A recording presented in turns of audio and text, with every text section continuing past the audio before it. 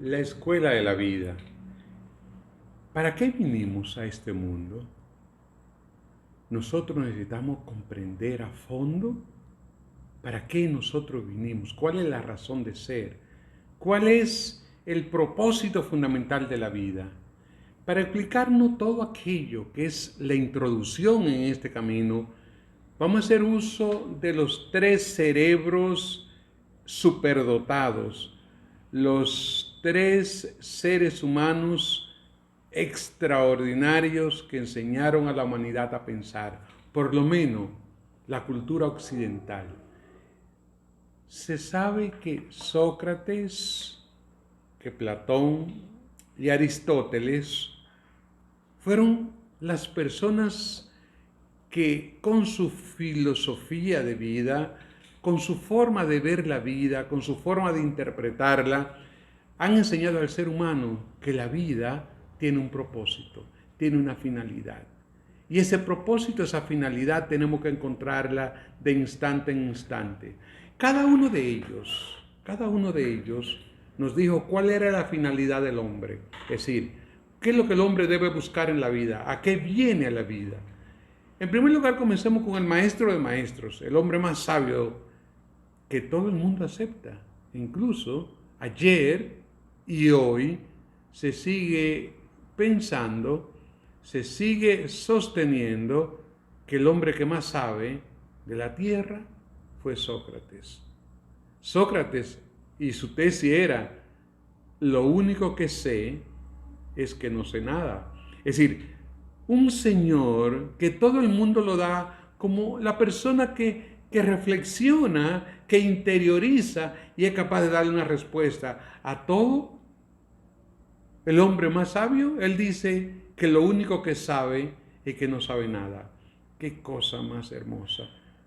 Claro, eso denota una humildad, una sencillez, sabiduría. Porque lo primero que yo tengo que saber es mis propias limitaciones, las limitaciones que yo tengo. Es verdad, yo soy experto en muchos temas, en muchos aspectos, en muchos elementos de la vida, pero no soy un maestro en todo, porque hay áreas, hay espacios, hay temas en los cuales yo no puedo profundizar porque no ha sido mi expertise, no es lo que yo he estudiado, no es mi preparación. La preparación no necesariamente tiene que ser académica. Casi siempre pensamos en la academia porque lo normal es que uno escuche a personas que se han leído muchos libros, personas que han tenido experiencia con otros maestros, porque a nosotros nos encanta repetir lo que ha dicho otro. Rara vez pensamos por nosotros mismos. ¿Qué pasa con Aristóteles? ¿Qué pasó con Platón? ¿Y qué pasó con el maestro de los tres? Bueno, de hecho, hay que establecer diferencias. El padre de todos fue Sócrates. Sócrates, del cual no se conoce nada que no sea lo que han dicho sus discípulos, fundamentalmente Platón. Platón, que fue el discípulo más aventajado que él tuvo. Y después lo que decía Sócrates, pero Sócrates no conoció, perdón, el otro, entre Sócrates, Platón y Aristóteles. Aristóteles fue el tercero, pero Aristóteles no conoció a Sócrates. Quien educó, quien formó, quien fue el maestro de Aristóteles fue Platón. Platón con su academia. Entonces, ¿qué fue lo que dijo Sócrates? ¿A qué vino el hombre? ¿Qué dijo Platón? ¿A qué uno venía a la vida? ¿Y qué fue lo que dijo Aristóteles? Estos tres cerebros superdotados son los que nos van a decir en esta oportunidad realmente a qué vino el hombre. Y después las reflexiones que tengamos cada uno de nosotros, particularmente la mía, que es la que estoy intercambiando con todos ustedes. En primer lugar, Sócrates decía, la finalidad del hombre, la finalidad del ser humano es encontrar la verdad. Es decir, el hombre nació para buscar la verdad. Y de hecho, nosotros hemos visto como tantos seres humanos se han inspirado en esa frase famosa de Sócrates, que él decía, hombre, conócete a ti mismo y conocerás el universo y a los dioses. Si te conoce a ti mismo, es capaz de conocer todo cuanto existe. Son cosas un poquito filosóficas, pero profundas y que dicen una gran verdad. Si uno logra conocerse a sí mismo, uno es un punto matemático donde se resume todo. Todo el saber que existe en el universo está dentro de nosotros mismos. Toda la grandeza que existe en el universo está dentro de nosotros mismos. Es decir, es como si la existencia tuviera un resumen, una síntesis. Eso somos nosotros.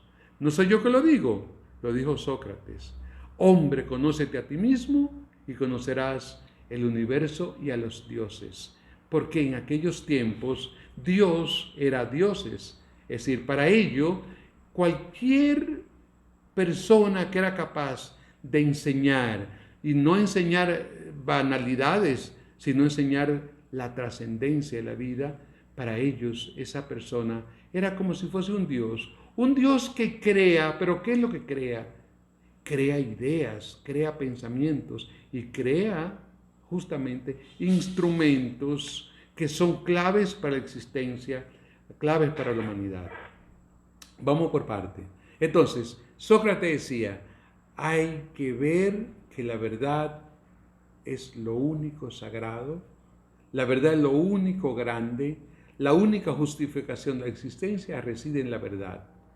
No existen una, dos, tres o cuatro verdades, solamente hay una verdad y cada ser humano la lleva dentro de sí. Miren qué cosa más hermosa. La verdad no es lo que yo le diga, la verdad no es lo que dice el otro, la verdad no la dice nadie. ¿Por qué? Los grandes sabios a través de todas las historias, cuando le han preguntado a través de toda la historia, cuando le han preguntado ¿qué es la verdad? Me dicen que Jesús, el Cristo, un ser superdotado, extraordinario, cuya sabiduría nadie pone en boga, porque es justamente quizá el sabio más completo que ha pisado sobre la tierra. Cuando le preguntaron a Jesús, ¿qué es la verdad? Él guardó silencio. Y ustedes saben que el silencio es la elocuencia de la sabiduría. El Buda, que fue justamente un dios para todos los indostanes, cuando se le preguntó, ¿qué es la verdad? ¿Qué es la verdad? Dio la espalda y se fue. Seres tan completos, tan grandes, que fueron capaces de guardar silencio ante una pregunta tan importante, tan clave, sobre qué es lo que es la verdad. Hay que buscar la verdad. Esa es la finalidad que tiene el ser humano, según nos lo ha explicado Sócrates. Sócrates tenía su forma de enseñar, su forma de explicarle al hombre cómo encontrar la verdad. Él decía que la verdad y el conocimiento están dentro de sí mismo. Es decir, cada quien lleva su verdad dentro, lleva el conocimiento dentro, lleva su luz interior. Entonces él tenía una técnica para conducir o para ayudar, para colaborar, para darle una mano a todos sus alumnos o a todo aquel que osara dedicar parte de su tiempo para aprender. La técnica que él utilizó se llamaba la mayéutica. La mayéutica es la técnica, es el proceso, es el procedimiento de buscar la verdad a través de sí mismo, con preguntas, con diálogos, con inquietudes.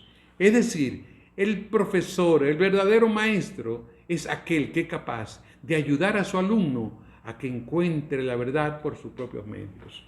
Y esa era la técnica de él. Mayéutica. La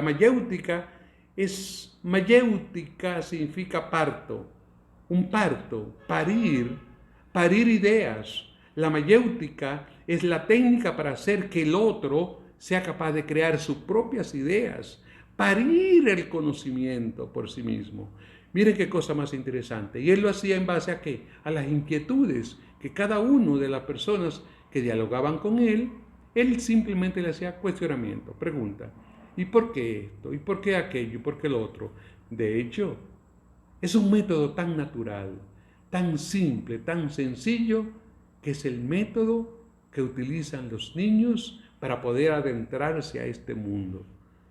todo niño es inquieto por naturaleza. Todo niño busca conocer. Y por eso es que todo que agarra lo coge y se lo lleva a la boca. Y cuando aprende a hablar, ¿y por qué es esto? Mamá, ¿y por qué es esto? Por esto, aquello y lo otro. Ajá, pero ¿y por qué? Ah, porque mira, mi hijo, estas son las cosas que uno debe hacer, las que no debe hacer. Ajá, pero ¿por qué? Es decir, un niño usted no lo va a satisfacer con respuestas simples, sencillas. ¿Por qué? Porque siempre tratan de inquirir, de buscar y de buscar y de buscar hasta encontrar la verdad. Es decir, un niño, la técnica que utiliza para aprender, la técnica que utiliza el niño para adentrarse a este mundo, para poder vivir, para poder justificar su presencia aquí, es la mayéutica. Significa entonces que Sócrates, ese gran maestro, enseñó la técnica más simple y más sencilla justamente para que el ser humano aprendiera a buscar la verdad dentro de sí mismo. Hay muchas cosas que Sócrates, le digo que uno de los pensadores, uno de los cerebros que más han ayudado a la humanidad, Sócrates, cuya filosofía de vida, cuya filosofía que él trataba de extender o transfundir, es como si fuera su propia sangre que él quería entregarle a todo el que se relacionaba con él, era que buscara dentro de sí. Todo el empeño de él era buscar todo dentro de sí, porque él dice que usted es el punto matemático en el que se sintetiza todo cuanto existe. Entonces, él fue el padre, por decirlo así, de la ética. El primer ser humano en decirle que la ética consiste en yo ser honesto conmigo mismo. También fue el padre de la moral, porque ¿quién explica mejor la moral? Porque la ética y la moral casi siempre uno la confunde. Hay seres, muchos intelectuales, yo lo he visto en todos los medios, hemos analizado, hemos discutido y hemos visto que todo el mundo confunde lo que es la ética con la moral, pero son dos cosas distintas según la forma en como lo enseña Sócrates. Él habla que la ética es del ser, la ética es para conmigo mismo. Es decir, yo tengo que ser honesto conmigo mismo, no necesariamente con los demás. Ahora, mi conducta con respecto a los demás. Quienes juzgan, cuando los demás juzgan mi comportamiento, mi forma de ser, entonces que están viendo la moral. Es decir, la moral es lo que uno expresa y lo que los demás interpretan. Mientras que la ética es mi comportamiento conmigo mismo. Tan simple como eso. Yo nada más tengo que darle respuesta de mi comportamiento a mi ser. Los demás están atentos a mí. Ellos tendrán su propia interpretación sobre mí, sobre la cual yo no tengo nada que opinar. Hay muchas personas que dicen, mira, pero tú eres tal cosa, tú eres aquello, tú eres el otro. Déjelo, porque esa es la forma como los demás la ven. Es decir, cada quien interpreta la moral del otro. Ahora, la ética solamente yo puedo interpretarla o por lo menos expresarla, vivirla, porque es la ética del comportamiento con mi propio ser. Es lo primero. También Sócrates, porque fue un maestro en todas las direcciones. Fue maestro en el sentido de que la filosofía necesita ser estudiada, analizada, reflexionada. ¿Y de qué manera? Caminando también hacia adentro. Porque toda la filosofía de él era mirar hacia el hombre, hacia sí mismo. Porque cuando él tenía el hombre frente a sí, tenía todo el universo. Y de hecho, nosotros debíamos interpretar las cosas a sí mismo. Si nosotros nos damos cuenta que en nosotros se resume toda la creación, que la existencia somos nosotros, que el universo somos nosotros. Claro, es mucha pretensión, eso es cierto. Yo sé que me hace falta, yo soy muy limitado y precisamente cuando él reconocía sus limitaciones es que él decía, me falta mucho por aprender. Yo lo único que sé es que no sé nada. Esa vida de ese ser fue tan grande que él decía, hay que decir la verdad, cueste lo que cueste, pase lo que pase, asumir todas las consecuencias. Y miren por qué aquella vez fue obligado a tomar la cicuta. La cicuta era un veneno mortal, es decir, que usted lo tomaba y moría así porque sí. ¿Por qué le obligaron a tomar la cicuta? ¿Quiénes lo hicieron? Lo hicieron precisamente aquellos que sí se creían en poder del conocimiento, en que eran dioses, verdaderos dioses, y por eso podían disponer de la vida de los demás. Esa cultura helenística, la cultura griega antigua, era sumamente exigente. Y Sócrates decía verdades que ponían a temblar a cualquiera. Y muchos de esos doctos del conocimiento le temblaban las piernas cuando este señor hablaba. Y él tenía una tesis: hay que decir la verdad, pase lo que pase, cueste lo que cueste.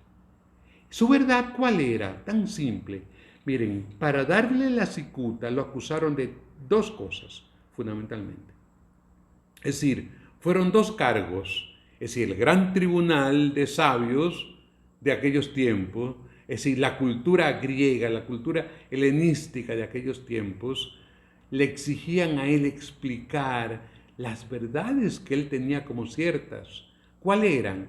Primero le llamaron el pervertor de la juventud. Es decir, porque su técnica de enseñar, él decía que los jóvenes tienen todo el potencial del mundo.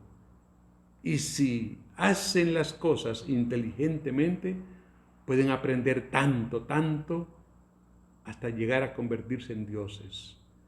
Y por eso que decían, los jóvenes, como vienen a la vida con sus energías limpias, totalmente limpias, que tienen en sus aguas genesíacas. Las aguas genesíacas, las aguas de la vida, era la energía sexual.